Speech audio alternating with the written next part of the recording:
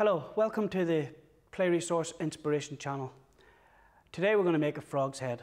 For this you'll need, from the Play Resource shop, masking tape, scissors, PVA glue, acrylic paint and a pen. And from the scrap store you'll need cardboard and newspaper. The first steps of making our frog's head is to make a headband. To make the headband we cut out strips of cardboard about 2 inches wide. Measure it around your own head, leaving it a little bit larger than your own head, and then apply the rest of the strips to the headband. So at this point then you can sort of put a bit more extra tape on it just to strengthen it up. Put it on your head and figure out where your ear is and take a pen.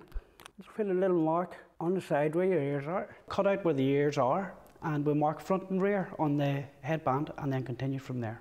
So the next part of the process is to make the base of the frog's head, which is like a profile of looking down on the frog's head. Cut a hole in the base using the headband as a template, and then we're going to cut some slits in around the hole. When you're putting it on, don't put it down past the part where you've cut out for the ears, otherwise it won't sit down onto your ears. And then a few bits of masking tape on it just to hold it in position, and then we'll move on to the next step.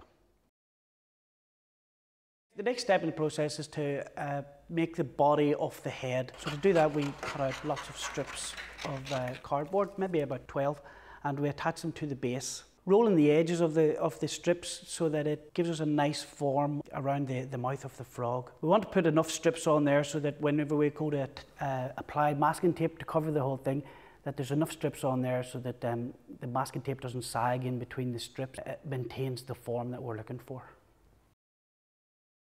So the next step of the process is to cover the head in masking tape.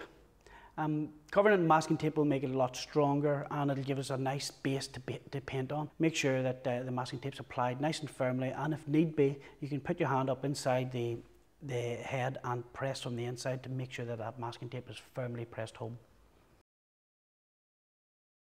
We're going to make some eyes now. The bigger the better, I think. In this case about the size of my fist. We're going to completely cover them in masking tape, stick them down onto the head. Then we're going to make some eyelids, which are going to be made out of rolled up long tubes of newspaper, covered again in tape, and then stuck down onto the eyes on the head.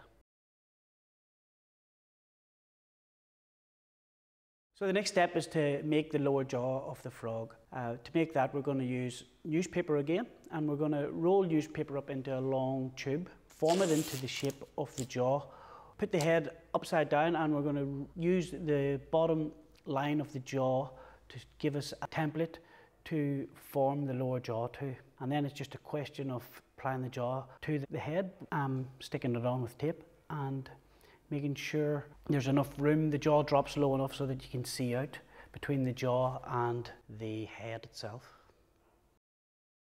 We're going to finish off the structure of the frog. So we're going to apply the last feature to the frog, which are the nostrils. We're going to cut a triangle out of cardboard, shape it and stick it to the frog's head.